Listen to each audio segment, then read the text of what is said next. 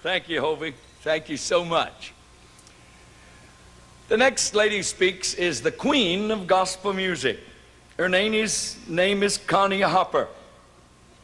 She's been in the shadow of Claude for a long time, but in the last few years she's coming to her own. But don't you think for a moment she's not a lady who thinks on her feet and thinks fast. I happen to know that it wasn't long ago that she was coming home from shopping, hurrying to get to the bus on time, looked in the mirror, and the cop was after her, and she knew she was violating the law, but she quickly thought, and she rammed her foot to the floor in that car, and it picked up speed, and she took off and pulled into the nearest service station and ran in the restroom and stayed in there about 5 minutes and came out powdering her nose and told the officer, didn't think I was going to make it.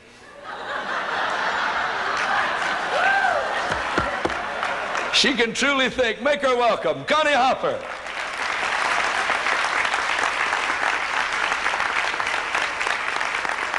Well, it's an honor for me to be a part of this roast this afternoon. I've never really roasted anything but a hot dog in my life. Usually most people are here today and gone tomorrow. He's here today and he's here tomorrow. Preparing for this convention has just about put us out of business. This convention was your idea too, wasn't it? He is never too old to learn new ways of being stupid. He's got a terrible inferiority complex, and he's exactly right.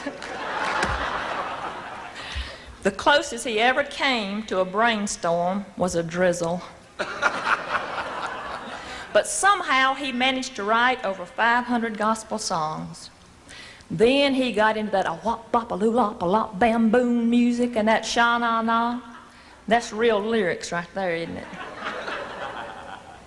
His head should feel as good as new because he's never used it. But with a new audience now, he needed some new songs. And he really should be embarrassed to accept the credit for these songs, but I am sure that he instigated the writing of what he calls deep and thought-provoking songs, such as When the Phone Don't Ring, It's Me. Here's one that he wrote while he was working with the late great Elvis Presley.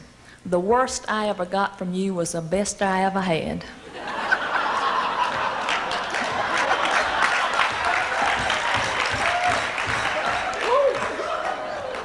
Here's one that he wrote for Cecil Blackwood. You got the gold mine and I got the shaft.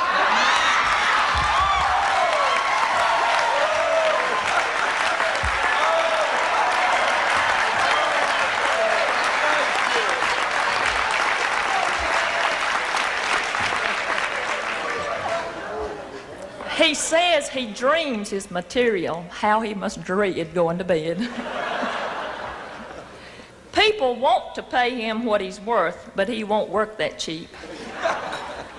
Not long ago, his wife Mary said to him, J.D., she's a beautiful woman. I haven't seen you in a long time.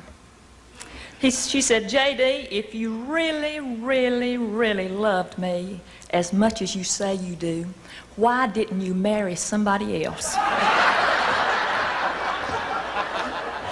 Just before his birthday, Mary's friends asked her, what are you getting for him? She said, make me an offer.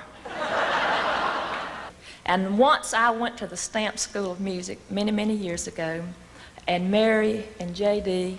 and Shirley really extended courtesies to me like I didn't feel that I deserved at that time. But they have really been super people to us down through the years. And I really appreciate and I love him for what he's meant for gospel music. And I've been an admirer. I really have. And I guess the moral of this little serious part, J.D., is do good unto others as you have opportunity to do, and sooner or later they'll roast you.